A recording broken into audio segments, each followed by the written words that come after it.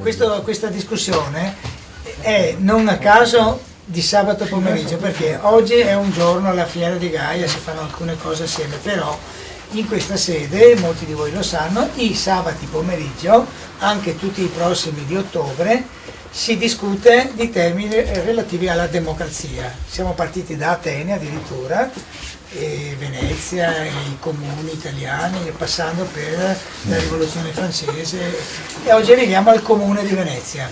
Quindi non è che noi oggi questo dibattito lo facciamo in termini strettamente elettorali, è un momento della democrazia, le elezioni, importantissimo, e gli ospiti che sono stati chiamati per il motivo che si sa che hanno delle cose da dire, che non devono litigare ma devono esprimere proposte, perché siamo in un momento di grandi modificazioni a partire da quelle del governo, ma anche qui a livello locale, per cui possono esserci cose che interessano tutti, anche chi è lontano come molti di noi dalla politica, tra virgolette, quella istituzionale. Nel frattempo, 3 giorni fa, è stata stabilita anche la data del referendum Mestre Venezia, che è il 1° dicembre, quindi questa cosa si infila, non era preventivata perché ovviamente la decisione era di un mese fa, però se chi è qui vuol parlarne ne parla tranquillamente, sicuramente Vellati ne parlerà quando arriverà, immagino. E perciò io non dico altro, perché il mio ruolo è solo quello di fare il coordinatore, quindi la parola, cominciamo da te Monica, così facciamo in ordine come siete seduti, e avete secondo me 8 minuti, 10, facciamo 2 giri insomma, un primo giro, se avete voglia di dire tutte le cose che volete dire, e poi interloquiamo. La gente che è qui tranquillamente può fare interventi, però basta che non siano molto lunghi, devono essere cose molto sintetiche. Prego. Così, Monica Sambo, spaziare... vuoi che ti dia no, cioè 4 coordinate? Le coordinate sono queste, tanto per capirci. Qui siamo in un posto dove si discute da cittadini di Mestre, intanto quasi tutti i presenti, a parte un paio, insomma, sono mestrini. Abbiamo un grosso problema in questa città, che è una città dove c'è poca democrazia, però c'è, e qui c'è Preo che lo testimonia, c'è questa novità da qualche anno del gruppo di Via Piave che facilita molto la presenza. È nato questa sede da un anno e abbiamo visto che la presenza è sempre interessante di persone, e abbiamo bisogno di capire in questo comune che cosa c'è di positivo, che cosa esce di positivo. Non vogliamo lavorare su Brugnaro sì, Brugnaro no, per capirci, insomma, vogliamo capire se c'è un futuro, e anche legarci magari ai temi più generali, tipo la manifestazione di ieri, e dire se la politica locale può essere, come può essere coinvolta sulle tematiche del clima e questo disastro ambientale a cui stiamo assistendo. Cioè la Siberia è lontana, però sta bruciando una zona come l'Austria, insomma, quindi lontana sì, ma fino a un certo punto, perché siamo veramente in una accelerazione di problemi ambientali fortissima. Ho detto ambientali perché questo è un luogo dove si discute spesso anche di ambiente oltre che di democrazia. Le due cose vorremmo che andassero d'accordo, non ci vanno quasi mai d'accordo, però se fosse possibile sarebbe bello. Ecco, più di così non vorrei. No, era solo per... innanzitutto grazie per l'invito. Insomma, è evidente in generale che Mestre, insomma, la terraferma hanno anche fame di questi spazi, e sempre di meno credo ce ne siano di tipo pubblico anche, nel senso, quindi questo è certamente, ecco, uno dei grandi temi della partecipazione degli spazi. In realtà proprio da questo, secondo me, si potrebbe proprio anche ripartire con un progetto proprio di rivitalizzazione di alcune zone, proprio grazie all'apertura di... Monica Sambo è consigliera comunale per il PD, capogruppo. Scusa perché chiedo scusa. E quindi, ecco, la questione relativa alla partecipazione, faccio solo un accenno, non è per fare il confronto, ma comunque certamente, insomma, in questi anni abbiamo visto come sono stati tolti, insomma, luoghi di partecipazione che vanno dalle municipalità, che però vanno certamente riformate, e dalle associazioni, perché comunque sono stati fatti anche dei bandi molto penalizzanti che adesso sono stati rinviati diciamo è stata rinviata l'applicazione per evidenti anche difficoltà insomma della stessa amministrazione, perché se affitti anche tra virgolette per associazioni diciamo di anziani passano da 500 euro a 3.000 euro, è evidente insomma che non è più sostenibile. E in realtà da sempre Mestre, cioè Venezia come Mestre, anzi forse soprattutto la terraferma, Mestre e la terraferma pullulano ecco, di attività associative sia di tipo culturale sia di tipo volontaristico e anche in qualche modo alle volte assistenziale, cioè che vanno a alle volte quasi sostituirsi, o comunque, o meglio, non dovrebbero mai sostituirsi, dovrebbero essere coordinate dal pubblico proprio per aiutare. Per esempio la questione degli anziani è uno dei temi sicuramente più importanti. Sì, sussidiari, bravissimi. E su quello in realtà secondo me si è perso un po' questo patrimonio. Si è perso un po' questo patrimonio in questi anni, e da quello bisognerebbe iniziare a ripartire. Ci sono insomma ci sarebbero ecco anche spazi che possono andare dall'ex Emeroteca, piuttosto che insomma anche la battaglia in teoria sul ormai persa almeno temporaneamente, insomma, dato che è acquistato un privato dell'Umberto I eccetera, da rendere c'è una parte pubblica comunque ancora. Sì, infatti ho detto quasi, infatti bisognerà vedere dopo quanto il comune riuscirà a far valere in relazione anche all'accordo precedente e ai vincoli precedenti, perché questo ancora se vorrà. Più che potrà. Sì, se vorrà. Infatti li avrebbe. Assolutamente, sì, infatti se vorrà, perché quello è la salvo questione. Diversi accordi è scritto. Infatti è proprio quello la questione. Infatti ho detto è quasi persa, non tanto per una questione di giuridica, ecco, contrattuale, ma per una questione invece proprio di volontà politica, che evidentemente non è affine né a quella passata rispetto al progetto fatto, né a quella richiesta insomma da tantissimi cittadini che avevano anche poi raccolto le firme in questi mesi e si erano insomma incontrati, si erano costituito un comitato e stavano elaborando comunque delle proposte concrete. Sicuramente molti di voi insomma saranno anche parte, ecco, integrante del gruppo, e da quello in realtà bisognerebbe partire, perché dopo anche tutta la questione relativa anche alla sicurezza, alla vivibilità di una città, al commercio anche, tutto quello in realtà si lega alla presenza e al vivere la città. Cioè nel momento in cui una città, i suoi spazi non vengono vissuti, automaticamente la città è considerata o diventa meno sicura, insomma, in alcuni casi, o alle volte appare meno sicura, dipende un po' dalle situazioni. Sicuramente ci sono casi in cui c'è semplice degrado, altri casi in cui è evidente c'è un problema invece di vera e propria sicurezza, e quindi da quello bisognerebbe ripartire. Cioè evidentemente la questione solo repressiva non è assolutamente sufficiente, ma invece la necessità di rendere vivibile insomma il territorio è uno dei temi fondamentali, e renderlo vivibile poi anche dal punto di vista ambientale. Quindi ci sono grandi, secondo me, anche sfide.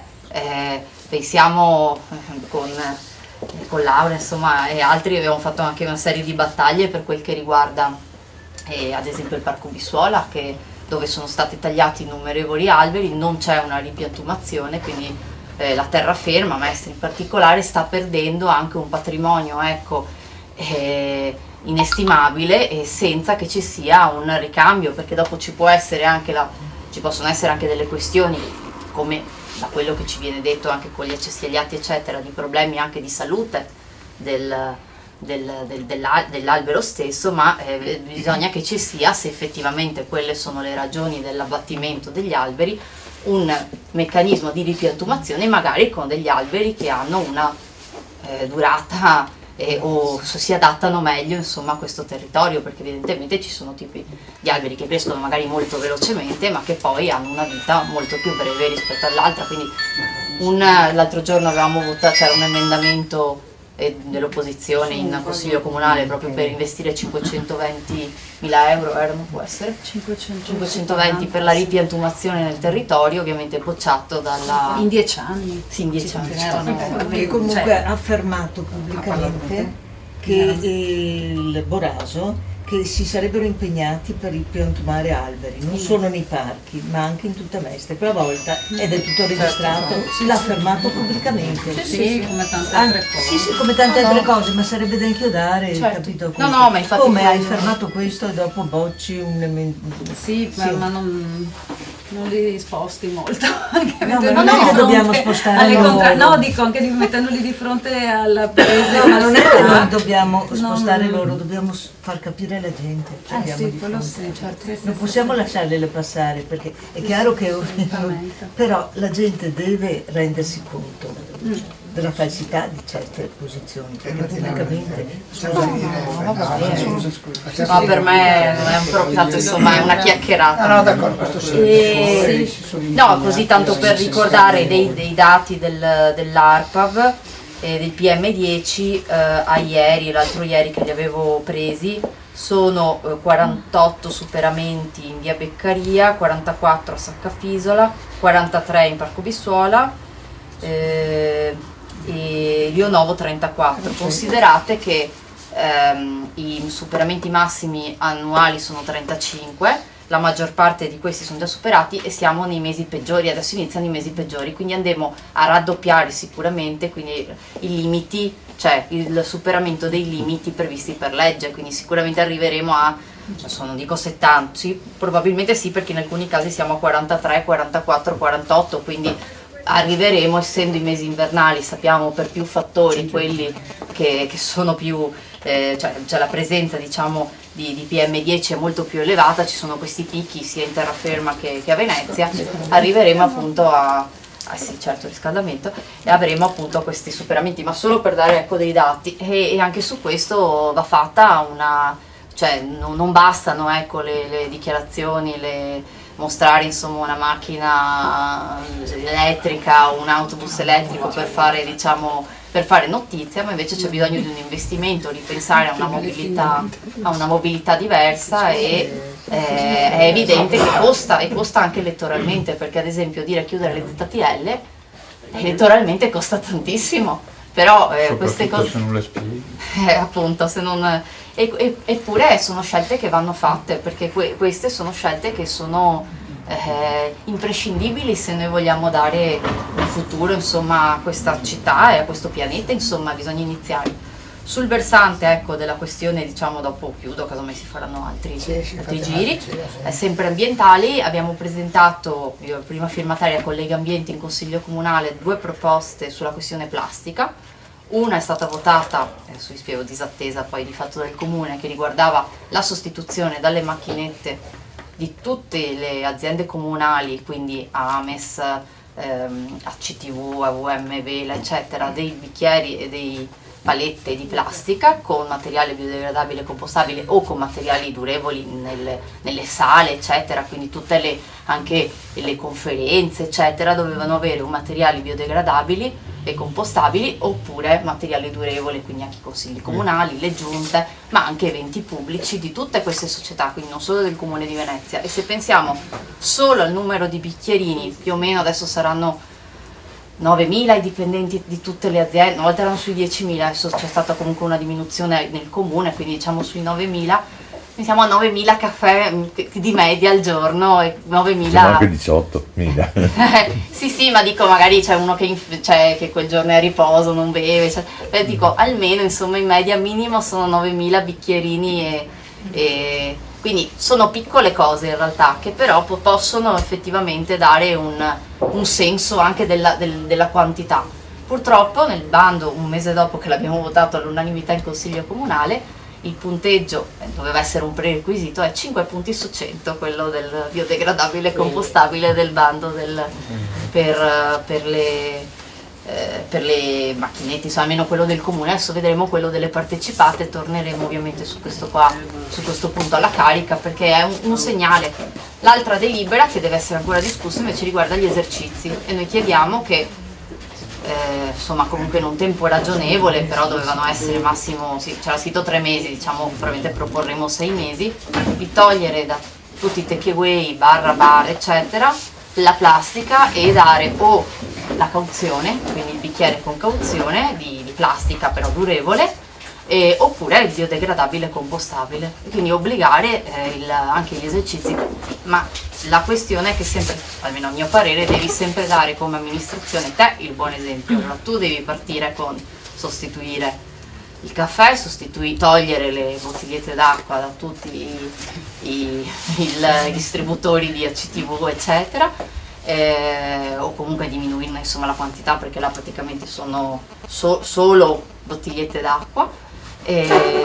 Utilizzare nei tuoi eventi pubblici biodegradabili e compostabili. Allora a quel punto puoi chiedere in qualche modo e non imporre, perché io credo che anche questa qua sia sempre una questione culturale. L'imposizione con questa delibera che avevamo proposto ci sarebbe, ma io credo che prima, ecco, dell'imposizione ci debba essere una collaborazione e far capire anche al cittadino, al commerciante, all'esercente, insomma a chi comunque dopo ovviamente ne ha un costo insomma superiore, la ragione e il motivo. Io credo. Fermati così. Posso dire una cosina in aggiunta a quello che stai dicendo tu, che non viene mai detta. Parlo da ex gestore di un negozio, no? E noi abbiamo centinaia e centinaia, per non dire centinaia di negozi, Paolo Cuman, che stanno estate e inverno con le porte rigorosamente aperte, quindi aria condizionata o riscaldamento l'estate, con uno spreco pazzesco. E questo può essere imposto dal comune. Le porte chiuse.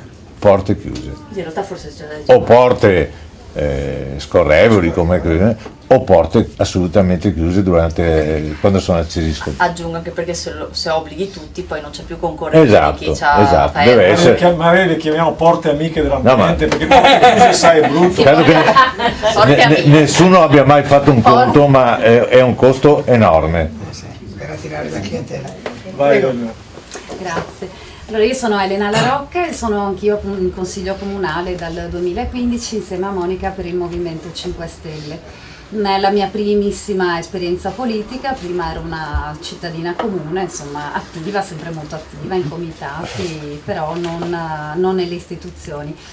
Se torniamo un attimo al tema di partenza, che era quello della democrazia e della partecipazione, forse noi siamo la rappresentazione proprio umana del bisogno della richiesta di partecipazione, perché appunto il movimento nasce proprio con la richiesta dei cittadini di entrare nelle istituzioni, con la richiesta con Beppe Grillo, che insomma ha messo a disposizione la sua visibilità e ha dato la possibilità a cittadini comuni di creare delle liste civiche. Queste liste civiche si sono costituite in modo assolutamente informale e auto-organizzato a tutti i livelli. Questo ci spiega anche perché in un comune ci può essere una data situazione, in un altro una diversa, insomma sono tutti gruppi con dinamiche diverse e dipende proprio dal fatto che siamo in totale autogestione.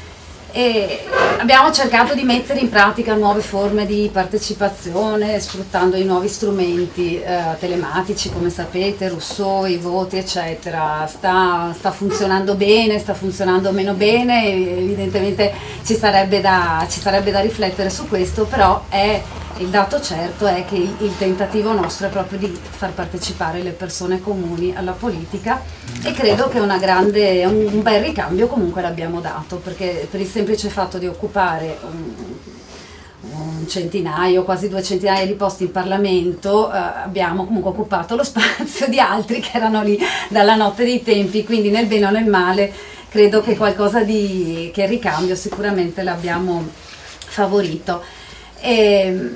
Allora c'era il tema del referendum. Noi, proprio perché tra i nostri principi c'è comunque il supporto di tutti gli strumenti di partecipazione cittadina, a prescindere dalle idee che stanno dietro, quindi a prescindere dai contenuti, noi siamo sempre stati dell'idea che il referendum, come le iniziative di legge, le petizioni e altri strumenti di partecipazione, siano da sostenere al massimo. Quindi anche il referendum per la separazione, cioè la costituzione del comune di Mestre, l'abbiamo appoggiato da subito, siamo stati, penso, quelli che più hanno supportato i comitati su questo, che non vuol dire sposare la proposta, ma vuol dire dare la possibilità alle persone che ne hanno fatto richiesta, 9.000 in quel caso avevano sottoscritto la richiesta, sebbene ne siano stati fatti altri, però è un tema che secondo me ha senso anche ridiscutere col passare degli anni, perché c'è una questione identitaria che per qualcuno potrebbe essere effettivamente importante. E noi quindi appoggiamo il referendum senza dare l'indicazione di voto, nel senso che riteniamo che i cittadini debbano potersi esprimere liberamente. Alcuni di noi sono convinti che sia una soluzione, altri no. Io personalmente, ma è la mia opinione del tutto personale, non credo che cambiare l'assetto amministrativo sia una soluzione a una buona gestione. La buona gestione è sicuramente dipende appunto dalla gestione in sé, non dall'assetto amministrativo, secondo me. E la cosa certa è che se dovesse vincere l'astensione o il no, bisogna dare risposta alla richiesta di partecipazione e di vicinanza alla politica. Quella è l'unica certezza che io ho su questo referendum. Cioè la nostra proposta dobbiamo ancora formularla, ne discuteremo col gruppo, però l'idea che io porterò avanti all'interno del mio gruppo è quella di dare a dei soggetti, che siano municipi, municipalità o circoscrizioni, il testo unico degli enti locali parla di circoscrizioni, quindi forse si potrebbe anche usare una dicitura che è la stessa su tutto il territorio, ma insomma in altre città li chiamano municipi. Però darei, ripeto, questa è la mia personale opinione, io darei dei forti poteri e anche dei poteri di spesa effettivi a queste municipi, municipalità o come li vogliamo chiamare, per effettivamente governare il territorio. Perché anche se la città di Venezia non è una città numericamente imponente, non è una metropoli, ha questa divisione comunque territoriale che è talmente marcata per cui trovo sia indispensabile che chi la governi abbia vicinanza sia con la cittadinanza di Mestre sia con quella di Venezia e anche Marghera. Quando si parla di partecipazione, io penso che la prima cosa che dovremmo fare è cominciare a guardarci attorno e osservare questa società che cambia così velocemente, perché come dico spesso insomma nelle riunioni di questo tipo ci si guarda, abbiamo tutti un'età comunque dai 40 anni in su, non ci sono i giovani, i giovanissimi, i cittadini di domani. Questo perché appunto la nostra società sta cambiando molto velocemente e le generazioni che verranno hanno dei linguaggi completamente diversi dai nostri. Uno degli argomenti proprio che promuovo di più è quello dell'educazione, perché a me interessa formare il cittadino di domani in primo luogo, quindi per me l'educazione è l'argomento principale per costruire una società futura più sana, più libera, più consapevole. Mi piace lavorare sui bambini, gli studenti, i giovani, i giovanissimi, perché credo che la cosa migliore che possiamo fare sia proprio investire su di loro.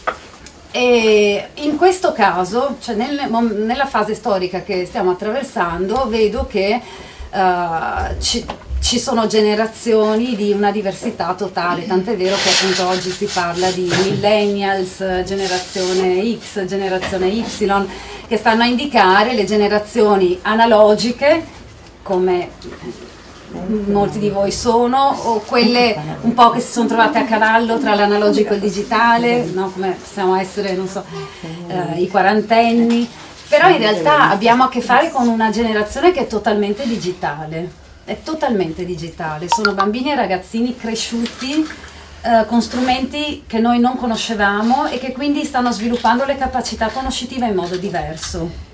Quindi io credo che i temi, anche i dibattiti che si fanno dovrebbero essere incentrati da una parte e nell'appello e nella chiamata a partecipare anche appunto queste generazioni di giovanissimi, anche con un po' di tolleranza, perché probabilmente non hanno lo stesso background di ideali, cultura e conoscenza della cosa pubblica che abbiamo avuto noi, perché proprio sono un altro mondo, quindi anche con un po' di tolleranza verso la diversità, però portarli a confrontarsi con noi e capire quali sono i loro linguaggi e cominciare anche a studiare quei linguaggi, perché sono veramente completamente diversi. Quindi questi sono gli spunti che... Poi io anche un pochino entro in questi temi, adesso non vi voglio ammorbare magari con cose un po' più tecniche, però ecco, personalmente cerco di approfondire anche queste tematiche perché appunto il mio sguardo è al domani, insomma, non tanto a noi che siamo qui oggi, ma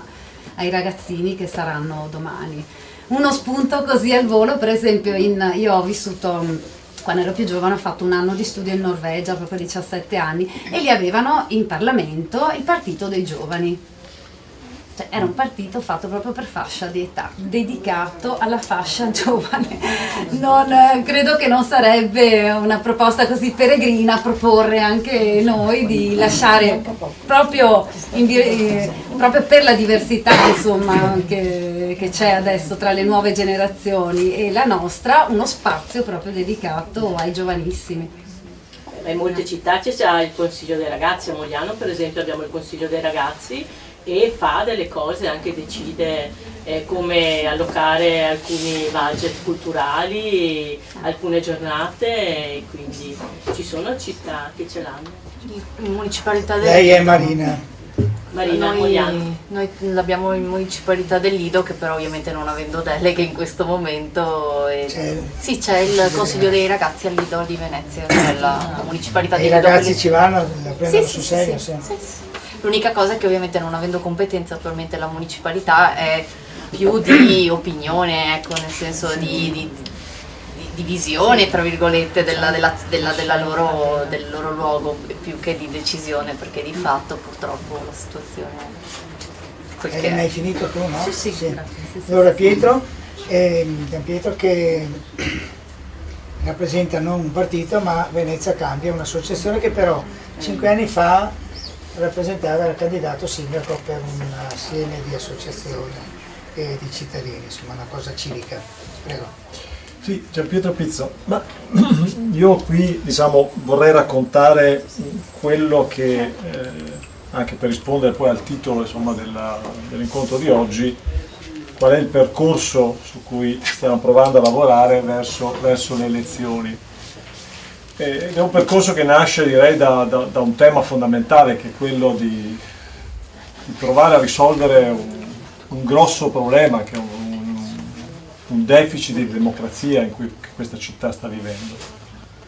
Un deficit di democrazia che ha diverse ragioni, non abbiamo il tempo probabilmente per discuterne adesso, però sicuramente l'urgenza, l'importanza di riuscire in qualche modo a trovare un cammino, una strada di azione è un po' la priorità. Per questo Venezia Cambia e poi anche individualmente abbiamo aderito e siamo fra i promotori di un'altra città possibile, che è un momento di grande novità. Lo sta rappresentando sicuramente l'assemblea di maggio al Vega, è stato un momento di grande novità perché 400-500 cittadini riuniti un sabato di pioggia a discutere e ragionare sulla città non è qualcosa di così scontato. Quel percorso sta andando avanti e con un lavoro di approfondimento, di tavoli tematici, eccetera, e ci sarà un momento importante di partecipazione e di coinvolgimento della città con una festa il 13 ottobre e poi a seguire la riflessione e la decisione su cosa effettivamente questo progetto, questo cantiere può rappresentare. Io adesso evidentemente non voglio né accelerare, né anticipare, né dire cosa potrà accadere, perché è una decisione che riguarda tutti noi e quindi una decisione collettiva.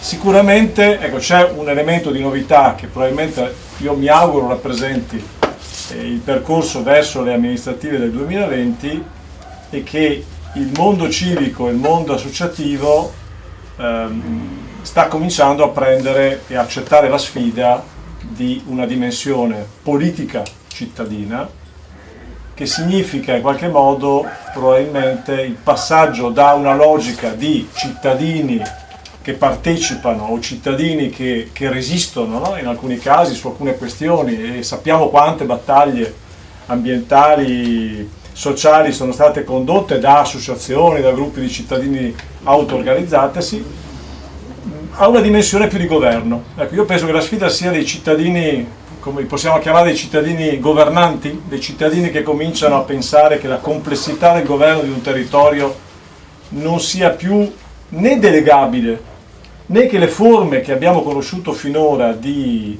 rappresentanza abbiano dimostrato una forte fragilità, una forte debolezza. Adesso, giustamente Michele invitava prima a non fare polemica, a non discutere sul critica di Brugnaro, però il fenomeno Brugnaro andrebbe analizzato, perché Brugnaro in qualche modo l'ennesimo imprenditore prestato alla politica, che ha una visione direi quasi ontologica proprio di lui come costruzione, come essere privatistica, l'idea che appunto una dimensione di approccio privato decida di produrre un modello di gestione della cosa pubblica come privato, e di fatto privatizzando gli spazi pubblici, privatizzando le logiche. Pensate come l'istituzione, il Comune di Venezia è diventato in realtà molto simile a un'azienda, ma per ragioni oggettive, perché il suo paradigma, il suo modello è quello lì. Ecco, di fronte a una situazione di questo tipo, e di fronte anche questo non voglio fare critiche e polemica, però è un dato oggettivo, diciamo, alla difficoltà, alla crisi dei partiti così come li abbiamo conosciuti diciamo nel secondo dopoguerra, di rappresentare, di essere un punto di mediazione, un corpo intermedio tra la società civile e le istituzioni, non rimane altra strada che dei cittadini che con buona volontà decidono di prendersi carico della cosa pubblica e di farlo in prima persona, perché hanno dei saperi e perché probabilmente possono rappresentare la risposta a una complessità. Oggi governare un comune o governare un territorio non è più la stessa cosa che governarlo 50 anni fa. Perché? Perché lo sappiamo bene, perché i processi di globalizzazione in qualche modo portano oggi a Venezia, a Mestre, al territorio, fenomeni che nascono in una dimensione in qualche modo che sfugge, no? a un controllo, a un governo. Pensate al turismo. Allora, rispetto a questa complessità, a questa nuova dimensione e a questa urgenza di nuove forme di governo del territorio, bisogna che ci inventiamo qualcosa, bisogna essere innovativi, ci vuole una grande innovazione sociale.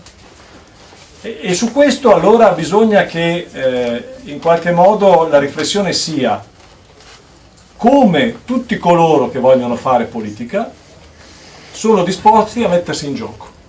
Ecco, una delle prime cose che come un'altra città possibile abbiamo detto, anche nei dialoghi, nei contatti che in queste settimane, nei mesi scorsi ci sono stati con alcuni partiti, movimenti eccetera, abbiamo detto innanzitutto non è un problema di fare coalizione, di fare alleanze eccetera, è un problema di cambiare registro, probabilmente di assumere un pensiero, un modo di ragionare, un modo di guardare i fenomeni e i problemi radicalmente diverso da quello che è stato in passato. Perché? Perché vediamo la distanza. Pensate al Consiglio Comunale, no?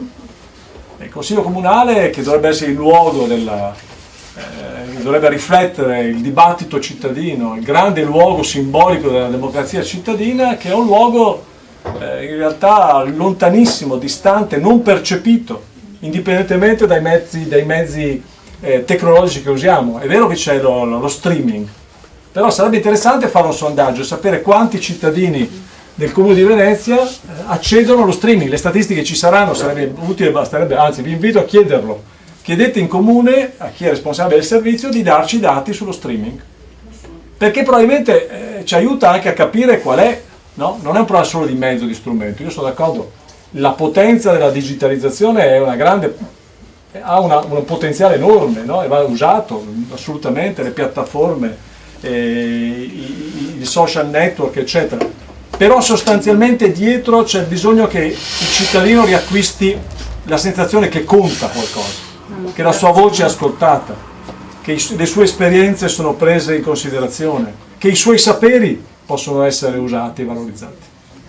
Allora adesso non voglio farla lunga, però penso che questo sia un punto fondamentale, cioè anche essere concreti come risposte alle singole questioni significa probabilmente cambiare il metodo e il modello con cui ragioniamo della nostra comunità e quindi anche del rapporto con le istituzioni che ci rappresentano.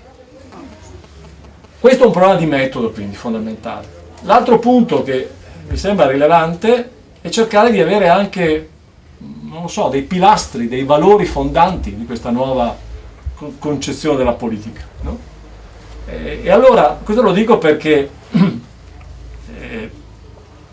caso del referendum è uno, ma poi magari ne discutiamo, però penso alle grandi navi, penso al tema del turismo, cioè a tutte le grandi questioni che ci appassionano e ci dividono, no? O comunque c'è una scomposizione, siamo d'accordo con qualcuno su qualcosa, non siamo d'accordo, e quindi c'è una continua ricomposizione anche dei rapporti di forza. Bene, anche rispetto a questo probabilmente lo sforzo che dovremmo provare a fare per evitare che nelle nostre divisioni alla fine le decisioni siano sempre prese altrove e che quando arrivano le decisioni è troppo tardi, sempre troppo tardi, no? Parliamo della stazione di Mestre, ma è sempre troppo tardi perché gli alberghi sono già lì, è sempre troppo tardi perché qualcuno ha già cominciato la negoziazione con Trenitalia sulla piastra, oppure è sempre troppo tardi discutere oggi dell'Umberto I e del buco al centro di Mestre perché i cittadini non sono stati coinvolti quando si è deciso di dismettere quell'area, di abbattere quella struttura e di lasciar fare al mercato. Allora, rispetto a questo vado proprio a dire pochissime cose. Penso che alcuni pilastri possono aiutarci. Do qualche esempio di cose che ho in testa, ma insomma deve essere chiaramente uno sforzo, un esercizio collettivo, perché potrebbe rappresentare anche una piattaforma, un manifesto che mette assieme tutti i cittadini di buona volontà in una logica di un progetto nuovo della città. Che cos'è abitare? Il fondamentale valore dell'abitare una città, no? Lo si diceva anche un po' prima, no? Cioè abitare è per esempio non essere messi nella logica che è di Brugnaro o del mercato, in cui devi scegliere se viene prima il lavoro o viene prima la casa. No, l'abitare non accetta questo tipo di logica, di separare i miei mezzi di sussistenza, di lavoro, o i miei progetti di vita, di lavoro con la mia casa. Allora bisogna che ragioniamo su cosa significa il valore fondante dell'abitare, di un abitare che non è chiuso, perché non abitano solo i residenti, abitano i lavoratori, abitano anche per un certo periodo i turisti. Bisognerebbe ricostruire una dimensione diversa in cui pensiamo all'abitare anche dei turisti che vivono meglio, in maniera più sostenibile una città, sono persone che in qualche modo diventano abitanti temporanei di una città, e anche lì significa cambiare il modo di fare politica del turismo. Gli studenti, che ci dimentichiamo sempre, la popolazione, quando parliamo di giovani, il primo pezzo importante è dialogare con chi viene a studiare a Venezia e a Mestre, perché oggi ormai la città di Mestre non è più soltanto Venezia, via Torino, c'è un pezzo importantissimo, no? Allora, non sono percepiti, non li avvertiamo. Allora, questo è un pilastro. L'altro pilastro che mi viene in mente è proprio il tema dell'ambiente e della laguna, come bene irrinunciabile. Allora, se noi per esempio affermassimo con forza che le nostre discussioni partono da un principio, la laguna è un bene a cui non possiamo rinunciare, anche il modo in cui discutiamo di grandi navi probabilmente comincerebbe a essere diverso, no? Allora, mettiamoci d'accordo su quello che ci unisce e poi magari proviamo a trovare le soluzioni del modo in cui coniughiamo questo. E mi fermo perché i pilastri potrebbero essere tanti. Allora, facciamo un giro di o domande o brevi interventi. Laura? Salve, mi conoscete, sono Laura Latini. Comunque volevo portare il discorso, se è possibile, su un piano molto concreto. Se noi andiamo a analizzare questi anni, 5 anni della Giunta Brugnaro, andiamo a vedere che c'è stato tolto tantissimo di quello che abbiamo avuto nel passato. Per esempio, dal punto di vista del settore della cultura è stato veramente impoverito un po' tutto, pensiamo al Candiani che adesso è un po' uno scatolone vuoto, cioè progressivamente in questi 5 anni sono stati svuotati di peso, diciamo, tantissime istituzioni. Penso al Candiani, penso all'accentramento delle biblioteche, perché adesso hanno appena investito 2.200.000 euro per la Vezze, ma per nuovi posti alla Vezze, che vuol dire concentrare tutto al centro. E che fine faranno le biblioteche di quartiere, punto di domanda. Poi in tantissimi settori. In più quello che hanno smantellato è stato il sociale, in una maniera terribile, e ne parlavamo anche l'altra volta, no, in commissione. E se pensiamo, prima parlavi di giovani generazioni, di bambini, e anche tutto il discorso delle ludoteche, cioè perché sociale vuol dire tante cose, vuol dire l'assistenza, tossicodipendenze, eccetera, ma vuol dire bambini, ludoteche, cioè tutto quello, cioè loro non hanno la cultura di tutte queste cose qui, e tutto è stato progressivamente smantellato. Allora io adesso, e per non parlare delle ZTL, il problema dell'inquinamento, cioè questi hanno fatto tanto male in questi 5 anni, portandoci indietro rispetto a tutto quello che di positivo era stato fatto nei decenni precedenti. Ora io volevo chiedere a voi, che bene o male rappresentate quelle parti politiche che si spera qualcuna vada a sostituire l'attuale, cosa intendete fare in queste cose qui? Perché è facile dire ripristiniamo tutto, però la tentazione che uno ha quando va lì è di, siccome tutte queste cose costano, di approfittare del lavoro sporco fatto da altri. Non so se mi spiego, no? Perché la storia ci insegna, l'esperienza, che purtroppo sempre succede questo, no? Adesso lui ha smantellato tutto, è colpa sua, ma chi verrà? Cosa farà? Che idea ha rispetto a questi che sono problemi concreti, che toccano il vivere delle persone? Altri? Ma io direi una cosa, prima di tutto, una delle responsabilità più grosse secondo me, Sentite da in fondo? No. Sì, una responsabilità che ha particolarmente la Giunta del Brugnaro, ma anche in parte le giunte precedenti, è quella di non aver aiutato lo sviluppo di un'imprenditoria locale. Mestre in particolare ha sempre sofferto di questo, perché la nostra industria non è stata mai un'industria nata dal locale, sono state tutto Porto Marghera uno sviluppo a livello nazionale, a livello esterno. Non abbiamo sviluppato delle capacità imprenditoriali, tolto Coin, Ligabue, qualcos'altro. Cioè, a Venezia c'erano vere e proprie, nel fine 800, fine 900, vere e proprie industrie che poi ovviamente per questioni logistiche si sono dovute spostare in terraferma o sono semplicemente scomparse, pensiamo al Mulino Stucchi o alla Jungams eccetera, e questo o le vetrerie non è stato sostituito da una io sono vicentino di origine, lo sapete, nel Vicentino, nel Trevisano eccetera, le grandi aziende hanno filiato, dico spesso, filiato altre piccole aziende microscopiche che a loro volta hanno sviluppato aziende più grandi, eccetera. C'è un'imprenditoria vivace, questa manca. E una delle grosse possibilità adesso è oggettivamente il turismo, no?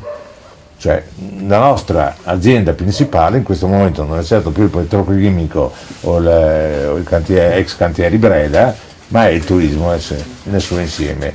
Ecco, una delle cose che ha fatto Brugnaro è quella di aver ceduto praticamente e agevolato, più che ceduto, agevolato l'entrata di altre fonti di finanziamento anche nel turismo, per cui anche a Mestre adesso, se guardiamo tutta la zona del Camarcello, non c'è niente, manco di italiano, tantomeno di veneziano o di mestrino. Un po' di cultura di istruzione che però è cresciuta. Sì, quello, sto parlando di un altro discorso, cioè sto parlando proprio della mancanza di sviluppo nel nostro territorio di imprenditori, imprenditoria. Li abbiamo persi, se non si ridà fiato sia a livello del turismo ma anche ovviamente in altri ambienti ha una capacità imprenditoriale, ci manca proprio il controllo, perché poi vuol dire mancanza di economia, perché l'economia magari si sviluppa qua, i soldi si fanno qua, ma oggettivamente sono fatti e investiti da chi ha interesse poi a esportare altrove quello che qui guadagna. Altri? Perché sennò ridiamo. Prego, Giancarlo.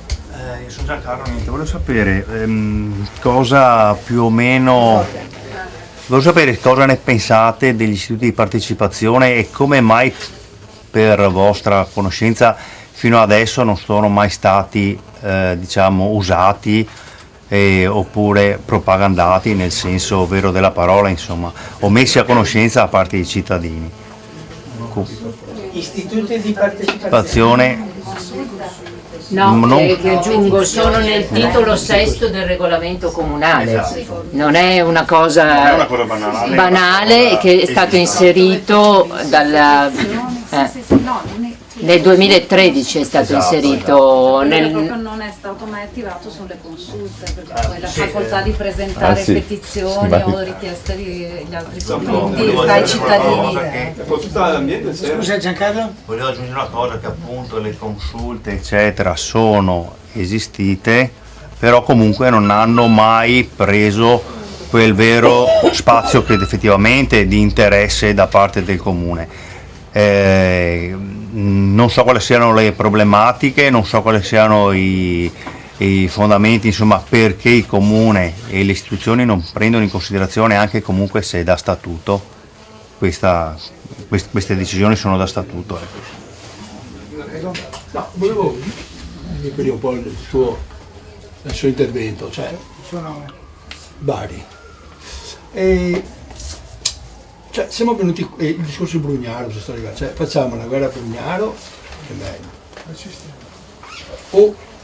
No, il problema è vero, dovremmo discutere un po' agganciare questo, soprattutto al referendum, che mi sembra parlare di quello sia il parlare poi del resto. Cioè non ha il fatto che venga diviso Venezia da Mestre, a parte che a me sembra una specie di follia, ma non voglio neanche entrare nei particolari, perché solo lui prima ha accennato alla laguna.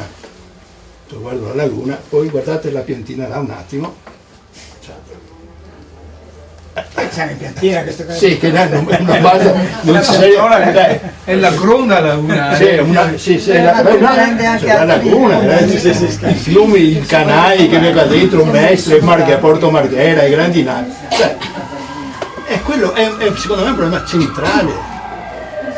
E di motivare il perché, non è tanto che non possa essere fatta, poi il fatto che Venezia e Mestre, certo poi ci sono delle responsabilità. Io sono nato a Venezia e purtroppo mi hanno scacciato e sono venuto a abitare a Mestre in campagna. Sì. Per me, parlo sempre per me. E in realtà ho vissuto la crescita legata. Tra l'altro ho lavorato in piccole aziende, che parlava lui del decentramento, all'inizio del decentramento, che le aziende grosse smaltivano ai piccoli, c'erano piccoli, però l'indotto era basso, poco, perché quelle aziende di Marghera erano delle grossissime aziende, cioè chimica, che aprivi un'altra fabbrica chimica, non era possibile, cioè proprio siamo stati limitati dal tipologia del sviluppo del Marghera. Che poi ha condizionato tutto. Ecco, no, per cui volevo dire, cioè mi sembra che là sia il problema vero dove lavorare, non ovviamente sulla non separazione, che poi fra l'altro abbiamo, non sono, quanti siamo arrivati? A 7 referendum? Quinto. Cioè, tu parlavi della partecipazione, guarda che i referendum sono stati partecipati e la gente... Per fortuna che non si è bellato. Gli ha detto sempre no, basta questa storia. Io devo però anche dire mettetevi a posto le cose che lui e gli altri interventi, cioè mettete a posto, e poi fra l'altro non è che Mestre sia, scusate, un cesso, non è vero, perché tanti interventi sono stati fatti qua. No, non sto parlando degli ultimi. che non sto parlando degli alberghi e delle politiche, ma sono stati fatti. Mestre in realtà è molto migliorata, perché voi 50 anni fa non ve la ricordate, ma le strade, c'erano le strade bianche ancora. Boh. Ecco, allora io invece parlerei proprio delle possibilità di far sviluppare con la ricchezza di Venezia. Ma possibile che tutto il mondo viene qua e noi che lo seguiamo sue scolasse, cioè, con tutti questi soldi, ma dove vanno a finire? All'estero. Appunto, no, ma dove vanno a finire? All'estero. Mestre dovrebbe essere scintillante, altro che Dubai, dovrebbe essere la Dubai di Venezia vista da fuori. Perfettamente d'accordo. Cioè, no, è una cosa incredibile. Per cui se il referendum diventa un'ennesima occasione per poter agganciarsi su queste tematiche, benissimo, e verrà che Brugnaro sparisce in 3 microsecondi, altrimenti se non si aggancia là, perché penso poi tra l'altro che chi vota la separazione, adesso io non mi ricordo bene le altre, erano più che altro che gli abitanti, i veneziani, ma i veneziani che abitano a Venezia, non i 70.000 che sono emigrati a Mestre, perché quelli ovviamente, anche per motivi ovviamente affettivi, ti dicono se sei pazzo di andare a fare una roba del genere. Ecco, direi questo qua, ho questa perplessità, che il referendum diventerà un punto, cioè il punto centrale delle altre discussioni. Stefano? Sì, a me pare che c'è un problema Parla forte. a monte di tutto questo che stiamo dicendo, che è venuto fuori col discorso della mancanza di informazione all'inizio, poi di partecipazione che non c'è, e poi ci arriviamo sempre troppo tardi. Allora è vero che esiste internet eccetera, e che quindi un po' anche quelli vecchi come me hanno imparato a usare queste robe, ma non funziona comunque, perché sta roba è già in distruzione da almeno una decina d'anni, se non 15. Cioè i partiti una volta facevano da tramite per tutte le tematiche di programma, di riorganizzazione, di pianificazione, di discussione. Gli stessi sindacati, i sindacati della scuola una volta discutevano con tutti gli insegnanti, minimo una volta all'anno, minimo, dello stato dell'arte dalle scuole inferiori alle scuole superiori. Il comune, fra l'altro, questa cosa è già successa all'inizio degli anni 2000 col centro-sinistra, non è una roba che ha fatto Brugnaro. Brugnaro l'ha portata all'eccesso, perché già con Costa succedeva di tutto. Lui decideva e la città non sapeva neanche che cosa aveva deciso, lo sapevi. Questa cosa ha cominciato già nel 2000, ma poi con Orsoni era da morire, non si sapeva nulla. Lui una volta alla settimana andava a Roma, trattava Dio solo sa cosa, non sto esagerando, so esattamente di cosa parlo. Non riuscivamo neanche a sapere qual era l'argomento che si stava deliberando. Allora pongo un problema. Brugnaro ha fatto molto di peggio, ha costruito, per quello che so io, ma guardate che parecchi di quelli che conoscono queste cose hanno poi raccontano il comune come funziona, come la macchina aziendale. Negli uffici c'è la persona che risponde direttamente al sindaco, il sistema informativo e deliberativo e elaborativo non ha nessuna trasparenza, e tra l'altro la parola che usava Pizzo prima, si arriva sempre tardi, è voluto, arriva in consiglio comunale e in quel momento devi votare, o in quartiere con 10 giorni di tempo devi dare il parere, che è un parere non vincolante. Vi ricordo che la municipalità sulle costruzioni, sulle parti che restano, sulle decisioni strutturali, avevano all'inizio pareri vincolanti, i volumi che qualcuno vuole darsi a vedere, mesi e mesi perché l'intero quartiere elaborasse che cosa si doveva fare o non fare, e alla fine si arrivava come me la ricordo, ma lo sto scrivendo, nel senso che sto ricostruendo, all'unanimità, tagliando in trasversale tutte le forze politiche, perché nelle commissioni di quartiere la discussione era talmente di merito che coinvolgevi tutti, ma non coinvolgevi solo i consiglieri di quartiere, erano aperte le commissioni diverse di ogni municipalità, erano commissioni aperte e chiunque poteva partecipare alla elaborazione, non ascoltare, partecipare. Sto parlando di robe, a quei tempi si chiamava l'urbanistica partecipata, ma parlo di cose... Era membro a pieno titolo, veniva convocato, anche se era delle associazioni, no? Era membro organico della commissione. Questa roba ha funzionato per almeno 5 anni, i primi 5 anni del centro-sinistra, 75-80, ha funzionato così, e ci sono i volumi pubblicati con tutti i lavori, molte volte votati all'unanimità dei vari quartieri. Allora io ci continuo a rileggere carte perché sto provando a ricostruire una serie. Mi domando, ma quando mai torneremo a questo livello di informazione, di coinvolgimento, di partecipazione decisionale?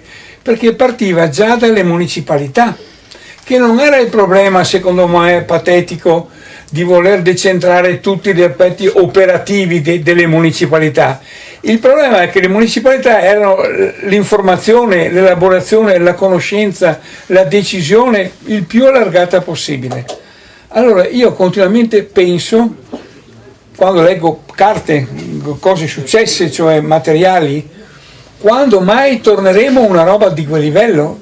E non sto parlando di un sogno, sto parlando di quello che è successo per 5 anni in cui così funzionava tutto. Allora sarà stato il periodo di grande entusiasmo perché c'era stata la svolta, era arrivata, poi la nuova giunta si è incasinato tutto, perché la guerra... Abbiamo già deciso tutto. Fantastico, così non devo neanche pensare. Fa male pensare. Dentro la giunta già nel 80-85 ha paralizzato già così i secondi 5 anni, tutta questa roba è saltata. Ma non mi interessa discutere di partiti e di litigate, sto dicendo come funzionavano i partiti, come funzionavano i sindacati, come funzionavano le commissioni di quartiere prima ancora del quartiere, e non ne parliamo dei consigli di istituto per le scuole, per i temi specifici in cui le scuole gestivano tutta una serie di tematiche, le scuole aperte, le scuole del pomeriggio, a proposito del discorso delle biblioteche di prima, che sono un sottotema di quello che funzionava. Allora, la mia domanda vera, che fra un po', non dico che sono pronto a morire, ma vado fuori gioco, insomma, no, non ci penso più, ma domando, è possibile come quelle cose dette qua di maggior democrazia, maggior partecipazione, intanto l'informazione, perché se non c'è l'informazione trasversale che esce da chi ce l'ha, cioè dalla struttura istituzionale, perché le informazioni le ha la struttura. Se tutto, ma vi dico una banalità, le carte vengono pubblicate sull'albo pretorio che deve dartele a vedere e sapere che c'è, e andare in comune e stanno fuori 10 giorni. Le cose nel sito del comune scompaiono dopo 15 giorni.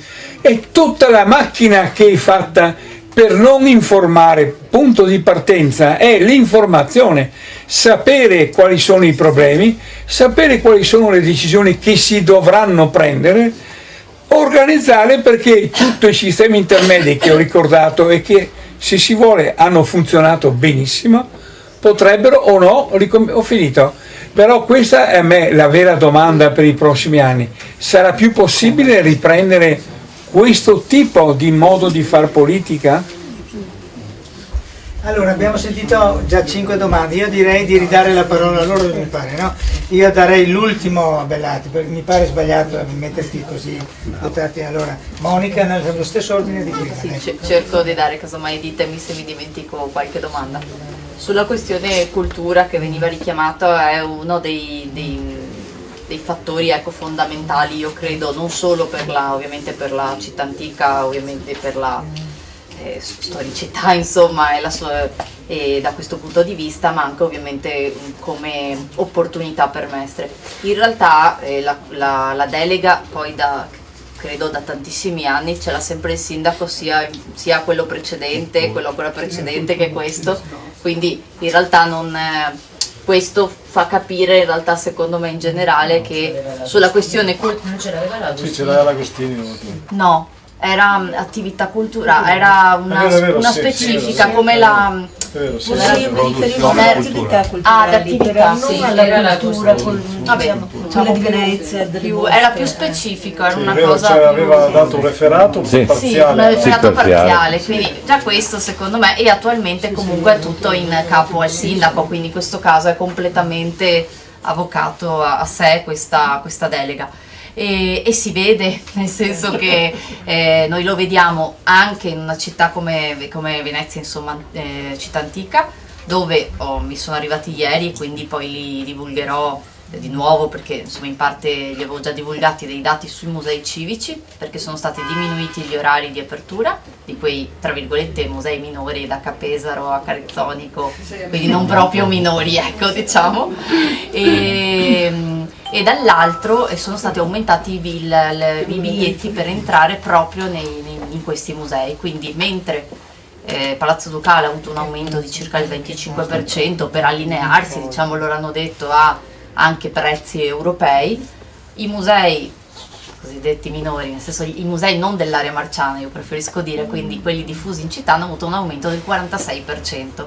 Allora evidentemente è ovvio che a quel punto la scelta, vedi nei dati insomma che ho trovato, Palazzo Ducale permane, diciamo, più o meno lo stesso numero, considerando che quest'anno rispetto all'anno scorso credo ci sia stata una diminuzione di pressione turistica in alcuni mesi, di poco, però però insomma leggermente, dai dati sempre molto, purtroppo non abbiamo ancora iniziato a contare per quanto ci siano 10 milioni di euro investiti dallo Stato, non abbiamo ancora iniziato a contare i turisti, ma è dal 2016 che questi soldi ci sono arrivati, ma va bene. No, una parte sono già stati utilizzati. Sì, sono stati utilizzati non per contare, non per quello, per altre cose. Si contano i milioni. Si contano i milioni. E quindi c'è stata una diminuzione in alcuni musei, arriviamo al 30% in meno di entrate nella città antica. Mestre ha un enorme problema, perché io credo che il lavoro fatto, e poi si parlava prima di riqualificazione di Mestre, io credo che ad esempio anche il Candiani, ma così come altre realtà e altri luoghi di Mestre siano veramente stati riqualificati nel corso degli anni. Io non li ho probabilmente alcuni nemmeno mai visti, per di più io sono anche veneziana, quindi nel senso ancora di meno rispetto ad altri, ma insomma studiando, guardando anche un po' di foto, ci sono. Il Candiani secondo me si era avviato un percorso anche di un certo tipo.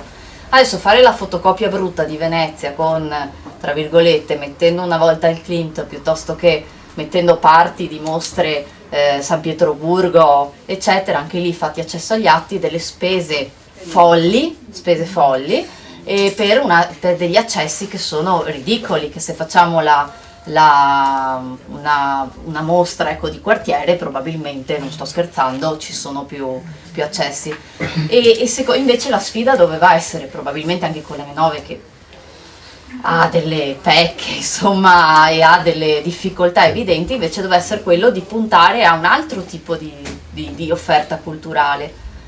Io penso, insomma, ho vissuto alcuni anni a Treviso, quanto dà anche la città di Treviso su alcuni tipi di mostre che fa, anche di altissimo livello, pur non essendo una città ad altissima presenza turistica, cioè affollata, eppure l'offerta culturale che dà anche di tipo contemporaneo è certamente più elevata di quella che viene data a Mestre. Mestre doveva essere quello, la fotografia, c'era stato negli anni un investimento sulla questione della cultura fotografica al Candiani. Adesso anche da noi sono le associazioni, Sì, cioè non è il comune che promuove queste robe. No, cioè ci sono alcune mostre che sono fatte dal comune, pagate dal comune, quella di San Pietroburgo, no, ce ne sono una ogni semestre.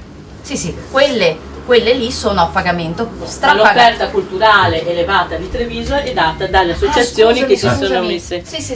insieme. Ci sono anche, pensavo a Venezia. Vedi adesso. Sempre Caterina, comunale. Sì, sì, ma infatti sì, ma viene parzialmente usato. I candiali erano spazi certo, del comune che venivano concessi temporaneamente a associazioni che ravvivavano l'apporto culturale. Certo, Così funziona. una sì, simbiosi. ma invece adesso c'è un investimento enorme, anche spese secondo me spreco alle volte per fare la fotocopia appunto brutta di Venezia e alla fine per non avere nessun tipo di partecipazione. Per questo dico, la questione invece è ripartire probabilmente esattamente l'opposto, ripartire dal basso. Tempo fa, Ma infatti, ma guarda, la tal conferenza su questo, la tal conferenza su ma io sono la filosofia, pienamente presentazione d'accordo, del io credo che libro, si stiano capito? sprecando dei soldi infatti in questo momento, o se comunque l'investimento doveva essere fatto in un altro Ma c'è punto. un'offerta lavorativa in tutto questo Il problema vero è che proprio anche da questo punto di vista poi la questione anche lavorativa è pessima, perché se nel momento in cui tu fai anche un appalto dei musei civici per esempio, dove al massimo al ribasso, senza clausola sociale, applicando un contratto collettivo, adesso insomma non tutti lo conosceranno, che è il multiservizi, che comunque è insomma un contratto che di certo è tra i più bassi, non è il più basso, ma insomma tra i più bassi a livello economico di questi settori in Italia, evidentemente anche parlavamo prima di università eccetera, lo studente che esce laureato per avere uno stipendio di 800 euro probabilmente ci pensa due volte, per quanto possa essere una cosa interessante, e non arrivano a fine mese. Io conosco, questa è una battaglia che abbiamo seguito da vicino, persone che ancora a 40 anni non riescono a farsi una vita, non riescono ad uscire di casa e sono anche dopo. È molto più grave per la città di Mestre e Venezia, è una vergogna per come siamo ridotti, mi scusi, voi non c'entrate, ma no, ma condivido, e che invece dovrebbe essere proprio uno dei lavori qualificati e pagati anche, nel senso che di un certo livello che la città dovrebbe dare. Invece questa è la scelta che ha fatto questo comune con questo appalto, con l'appalto per le biblioteche che prima venivano richiamate. Anche in quel caso c'è il multiservizi, che è un pessimo, ripeto, contratto, e per di più invece poteva essere fatto un investimento, c'erano i soldi, c'erano le opportunità di fare concorsi e quindi di acquisire personale interno, dato che sono praticamente andati tutti in pensione, e formarlo, e che avesse anche dopo dal punto di vista economico la possibilità di rimanere anche all'interno della città, perché poi anche Mestre, sappiamo, non solo gli affitti a Venezia, ormai è diventato impossibile vivere anche a Mestre. Sugli istituti di partecipazione io credo sia stato fatto all'epoca, io non c'ero nel senso, ma credo che all'epoca sia stato fatto un lavoro, un grande lavoro, io credo comunque di novità. Devo dire che avevamo presentato per la prima volta, erano stati i Giovani Democratici nel 2014 a presentare la prima proposta di petizione per istituire il registro delle copie di fatto. Fine 2013, inizio 2014, se non ricordo, prima comunque della caduta, ecco, della precedente amministrazione. Dopo 6 mesi, per una questione anche burocratica, si è fermato tutto, non siamo più arrivati, diciamo, alla discussione, alla petizione. Alla fine è intervenuto anche il legislatore nazionale, vabbè, nel senso abbiamo superato la cosa. Adesso qualcuno inizia ad utilizzarli, questi sistemi. Devo dire che non sono effettivamente, all'epoca secondo me c'era stata nel 2013 una pubblicizzazione di nuovi tipi di referendum, delle petizioni al sindaco e al consiglio, anche perché sono strumenti che almeno quelli al consiglio, ti garantiscono la presenza, nel senso che il consiglio deve essere convocato su quei temi entro dei tempi certi, e quindi in realtà è di stimolo, magari questo può essere anche di stimolo per pubblicizzarli anche al meglio. Poi la questione veniva detto prima, dell'urbanistica partecipata e della partecipazione decisionale. Il problema è che in questo momento non è nemmeno partecipato all'interno degli organismi istituzionali che sono le municipalità, quindi sono d'accordissimo con questo rilancio, che forse anche in un'ottica di discussione del referendum può partire questa questione della partecipazione di decisione. Le consulte sono state tutte completamente azzerate, forse non avevano questi poteri effettivamente, ma in questo caso sono state azzerate non tanto perché non avessero i poteri, ma perché non c'è la volontà proprio di confronto in questo momento. Chiudo perché sennò dopo tempo, casomai dopo. Sulla questione in generale dello sviluppo siamo fermi anche sulla questione Marghera, pensiamo ai 107 ettari della Syndial, faccio solo un esempio, dove c'erano i soldi per bonificare e per iniziare, nuove attività. Nel 2014 siglato l'accordo regione-comune, 2 anni dopo, 2016-2017, si chiude la Nuco e si riparte da capo adesso un nuovo protocollo con la Syndial per ricominciare su quelle aree. È evidente che probabilmente tanti non ci credono nemmeno, nel senso che oppure tutto quello che è stato fatto nel passato si deve cancellare e di conseguenza si deve ricominciare sempre da capo, perché è evidente che quello poteva essere uno stimolo, un rilancio anche. Infatti. Un po' più a nord. Sì, sicuramente, ecco. Questa è l'operazione, è mica tanto, non scherzo. E quindi, probabile. E quindi quello è un tema, ma dovremmo stare qua tipo 10 giorni tipo almeno per finire.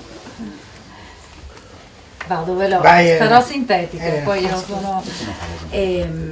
allora sì, si era fatto riferimento alla questione delle biblioteche, l'operazione biblioteche e anche al sociale. È una cosa che secondo me non si sa, invece bisognerebbe sapere che oltre alla questione appunto dell'accentramento, d'aver tolto risorse alle biblioteche che presidiavano in modo più capillare il territorio, per fare questo rilancio delle 2 biblioteche, la Vez e la Bettini, l'assessore Venturini ha chiesto finanziamenti all'istituzione veneziana che ha supportato le spese per un ammontare con 2 donazioni di 78.000 euro, sottraendo soldi al capitale dell'istituzione veneziana, che è un'istituzione invece che dovrebbe essere destinata al sostegno delle persone fragili, in grave stato di povertà, in particolare delle donne sole o dei figli appunto dove l'unica voce legata, perché io l'ho contestata questa cosa, ho preso lo statuto, ho detto qua l'istituzione veneziana per statuto ha delle finalità e non può devolvere assegni alle biblioteche in modo così generalizzato. L'unico articolo dello statuto che faceva un riferimento ad attività di tipo educativo erano appunto gli assegni che si potevano dare ai figli di donne sole in grave stato di difficoltà e di povertà, però assegni, borse di studio anche per attività educative in generale, però sì, ma a persone che ne avevano bisogno, non in modo così generalizzato. Quindi l'operazione, che ovviamente è servita a fare una grande operazione di propaganda e di slogan e di immagine per Venturini e quindi anche per tutta l'amministrazione, ha sottratto soldi alle fasce più deboli in pieno stile, insomma, direi, perché è evidente che appunto è un tipo di politica che guarda al soldo, al più forte, non certo al sostegno al soggetto fragile. Questo insomma è del tutto evidente. E ci veniva chiesto innanzitutto sulle forme di partecipazione. Noi abbiamo degli amministratori che governano, che hanno governato, abbiamo un istituto che promuoviamo con orgoglio, che è il bilancio partecipato, ovvero una quota del bilancio che si lascia non in disponibilità, ma si mette a disposizione della cittadinanza, che può scegliere che uso farne, o tra progetti già strutturati oppure anche no, proprio quindi come si vogliono spendere, e i cittadini vengono chiamati direttamente a decidere come spendere quella quota di bilancio. Ci si chiede giustamente, se domani doveste essere in maggioranza, cosa farete, perché è facile dall'opposizione contestare e dire tutto quello che si vorrebbe, fare la lista dei desideri, e cosa farete?